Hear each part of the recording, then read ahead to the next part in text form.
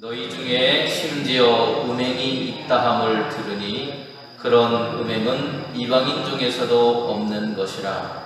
그가 그 아버지의 아내를 취하였다 하는도다. 그리하고도 너희가 오히려 교만하여져서 어찌하여 통한이 여기지 아니하고 그 일 행한 자를 너희 중에서 쫓아내지 아니하였느냐. 내가 실로 몸으로는 떠나 있으나 영으로는 함께 있어서 거기 있는 것 같이 이런 일 행한 자를 이미 판단하였노라. 주 예수의 이름으로 너희가 내 영과 함께 모여서 우리 주 예수의 능력으로 이런 자를 사탄에게 내어주었으니 이는 육신은 멸하고 영은 주 예수의 날에 구원을 받게 하려 함이라. 너희가 자랑하는 것이 옳지 아니하도다. 적은 누룩이 온 덩어리에 퍼지는 것을 알지 못하느냐. 너희는 누룩 없는 자인데 새 덩어리가 되기 위하여 묵은 누룩을 내버리라. 우리의 유월절 양 곧 그리스도께서 희생되셨느니라.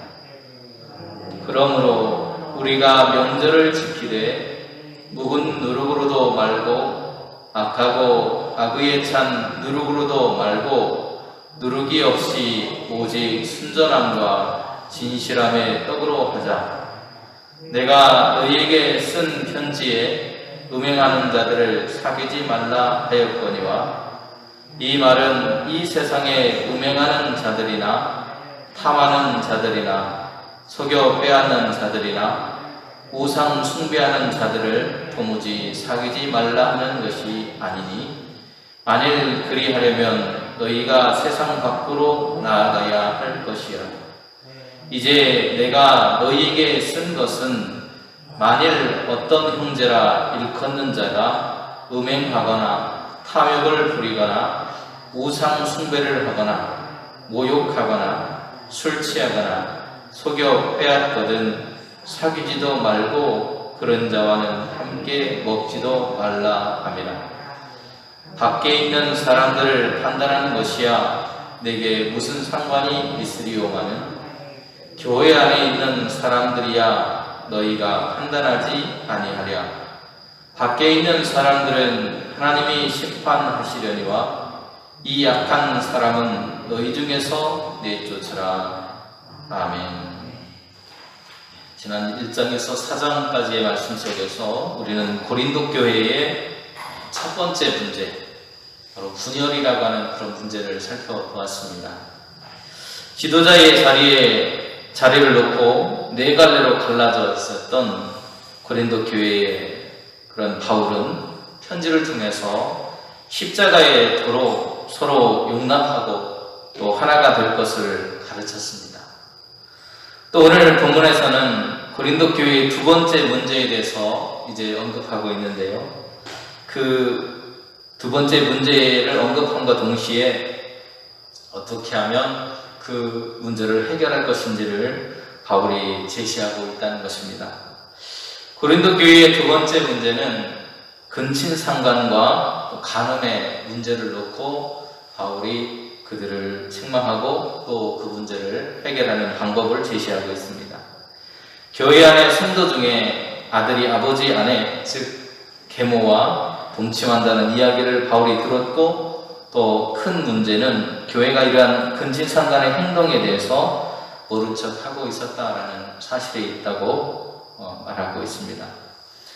우리가 함께 읽은 5장은 고린도 교회인들의 성적인 부도덕, 바로 근친상간에 관한 책망을 하고 있는 그런 장면인데요.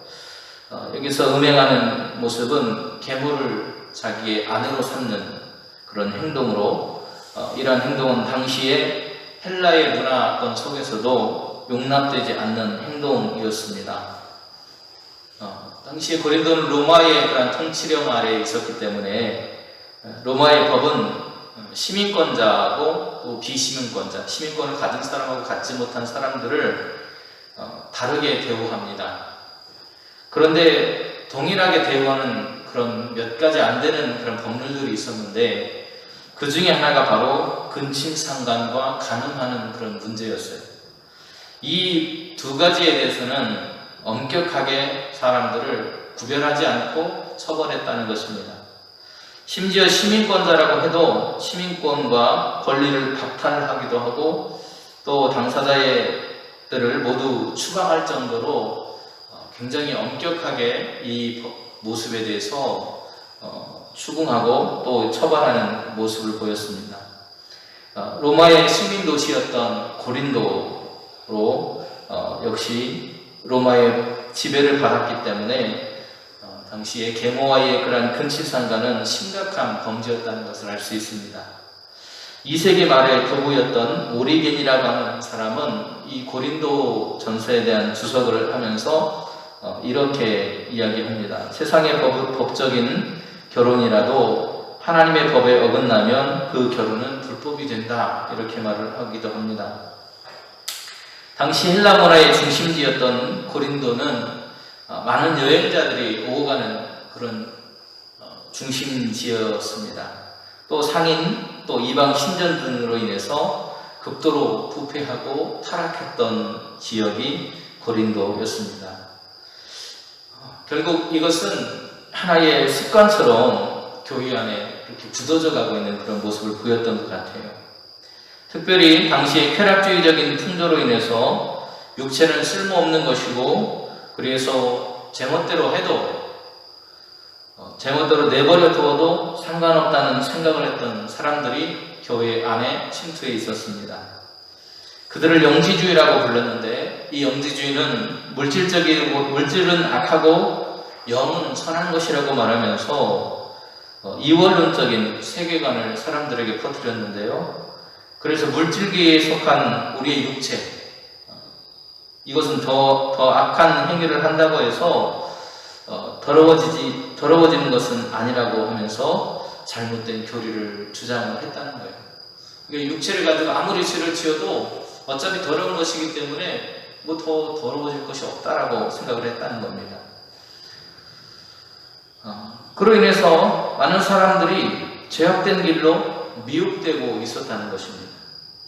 그래서 영지주의적인 가르침을 받은 당시의 사람들 중에 극단적으로 자유방임적인 또 도덕을 폐기해야 된다는 폐기론적인 사람들이 당시에 교회 안에도 있었다는 것입니다. 바로 그들의 이런 일원이 된 뒤에 어떤 죄를 짓더라도 상관이 없다는 잘못된 신앙을 가지고 그들이 교회 안에서 버티고 있었다는 것이죠. 그래서 음란한 행위를 해도 괜찮다고 했던 것들이 지금 고린도의 그런 상황을 만들었다고 해도 과언이 아닐 것입니다. 고린도 교회는 이런 음란함에 대해서 그 음란함 자체도 문제이지만 더 큰 문제는 오히려 그들이 그 음란에 대해서 자랑하고 자랑거리처럼 여기었다는 것이죠. 신앙의 양심이 죽어버린 당시의 모습을 가지고 있었습니다. 그래서 바울은 이들의 음란에 대해서 크게 꾸짖었습니다. 죄인을 방치하는 것은 교만이고 하나님을 두려워하지 않는 모습이라고 그들을 책망합니다. 바울은 지금 내가 비록 몸으로는 여러분과 멀리 있지만 여러분에 대한 사랑과 염려의 마음은 늘 여러분과 함께 있습니다라고 자기가 세웠던 교회에 대해서 애정을 가지고 이야기하고 있습니다. 음란을 행하는 사람들을 사탄에게 내어주었다고 표현할 정도로 강력하게 바울이 이 문제에 대해서 이야기하고 있습니다. 사탄에게 내어준다는 그런 오늘 본문에서 표현은 정말 사탄에게 내어준다는 그런 뜻이 아니라 교회의 공동체 안에서 출교하겠다라는 그런 의미입니다. 음행을 행한 사람들을 출교시켜야 한다고 바울은 주장을 했습니다. 이것은 감정적으로 사람을 미워해서 그 감정 때문에 그들을 교회 안에서 쫓아내야 된다고 말하는 것이 아니라 그의 영혼을 살리기 위해서는 어쩔 수 없이 그들을 추방해서라도 그들이 회개하고 돌아오기를 기다리는 그런 마음이었다는 것이죠. 그래서 육체적으로는 교회 안에서 출교를 당하거나 때로는 채찍질에 맞거나 때로는 죽을지라도 회개할 기회마저 놓치게 된다면 안 되기 때문에 그들을 영적으로 구원하기 위해서라도 그들의 영혼이 구원받기를 원하는 그런 마음으로 바울은 정말 간절한 그 심령 가운데 그들을 교회 안에서 이렇게 추방할 수밖에 없는 그런 모습을 보여야 된다고 그런 마음을 가지고 있습니다. 그러면 그런 문제에 대해서 바울은 어떻게 해야 되는가라고 했을 때 바울은 먼저 누룩을 제거해야 된다라고 말합니다. 그들 안에 있는 악의와 악독을 제거해야 된다는 것이죠. 누룩은 작은 양으로도 빵을 부풀게 하는 것입니다. 그래서 악이라고 하는 것이 비록 적은 것처럼 보이는 그 악이 우리의 교회 안에 때로는 우리의 삶에 들어왔을 때 그것은 점점 커질 우려를 가지고 있다는 것이었습니다. 그래서 그것을 막아야만 하는데 그것을 막기 위해서는 누룩을 우리의 삶으로부터 제거해야 된다고 주장한 것이죠. 그리스도가 희생 제물이 된 것은 바로 인간의 죄 때문이고 우리가 성결하게 되기를 원하시는 하나님의 사랑의 마음 때문이라고 바울은 말하고 있습니다. 그리스도인은 세상과 달라야 합니다. 죄를 사소하고 작은 일같이 보인다고 소홀히 대해서는 안 됩니다. 한 개인의 일탈일 뿐이라고 그 죄를 가볍게 여겨서도 안 됩니다. 그냥 내버려 두었다가는 나중에 온 교회가 죄로 가득하게 될 것입니다. 오늘 이에 대해서 걱정하고 근심했던 바울은 교회를 향해서 경고하고 있는 것입니다. 바울은 여기서 6월절 이야기를 하는데요. 이스라엘에게 있어서 6월절이 되면 묵은 누룩을 집안에서 모두 제거하는 날이었습니다. 그래서 새로운 시작을 강조하게 되는데 바로 교회가 새로워지고 갱신되어야 한다는 것을 강조하기 위해서 바울은 이 누룩 이야기를 하고 있다는 것입니다. 새로운 삶, 새로운 마음, 새로운 모습으로 다시금 거듭나기 위해서는 과거에 익숙했고 또 과거에 잘못되었던 부분들을 도려내고 잘라내지 않으면 결코 새로운 삶으로 나아갈 수 없다는 이야기를 하고 있는 거예요. 세상과 더불어 살되 오늘 교회는 세상 속에 여전히 살아가고 있습니다. 그래서 세상과 우리가 분리되어서 단절되어서 살 수는 없어요. 그렇지만 우리가 해야 할 수 있는 한 가지 방법은 세상 속에 살아가지만 그리스도인답게 구별되어진 삶을 살아야 된다고 바울은 말하고 있는 것입니다. 그래서 바울은 교회 밖의 일들은 교회 밖에서 행하는 그 일들에 대해서 하나님께서 책임지시고 그들에게 책임을 물을 것이라고 말씀합니다. 그리고 우리가 해야 할 일은 우리의 삶에 교회 안에 죄된 모습들을 판단하고 가려내는 것은 교회가 해야 된다는 거예요. 더욱더 아름다운 교회가 되기 위해서 우리는 서로 노력하고 애써야 된다는 것입니다. 로마서 12장 2절에서도 이렇게 말합니다. 너희는 이 세대를 본받지 말고 오직 마음을 새롭게 함으로 변화를 받아 하나님의 선하시고 기뻐하시고 온전한 뜻이 무엇인지를 분별하도록 해요. 세상의 일을 가지고 교회 안으로 들어와도 안 되고 교회의 일을 가지고 세상 밖으로 나가서도 안 된다고 말하는 것입니다. 서로가 서로의 그런 이해의 모습에 대해서 하나님의 말씀에 비추어보고 또 교회의 그런 질서를 따라서 그 문제들을 해결해 나가야 된다고 말하고 있는 거예요. 특별히 죄의 문제는 더욱더 그렇다고 말하고 있습니다. 그러면 우리는 거룩한 공동체로 나가야 할 텐데 어떻게 해야 되느냐? 우리는 세상 속에서 구별된 삶을 살아야 한다는 것이죠. 하지만 그것이 세상과 완전히 단절된 삶을 살아야 한다는 것은 아니라고 말씀을 드립니다. 오늘 9절에서 10절에 보면 이렇게 말하고 있습니다. 내가 너희에게 쓴 편지에 음행하는 자들을 사귀지 말라 하였거니와 이 말은 이 세상에 음행하는 자들이나 탐하는 자들이나 속여 빼앗는 자들이나 우상 숭배하는 자들을 도무지 사귀지 말라 하는 것이 아니니 만일 그리하려면 너희가 세상 밖으로 나가야 할 것이다.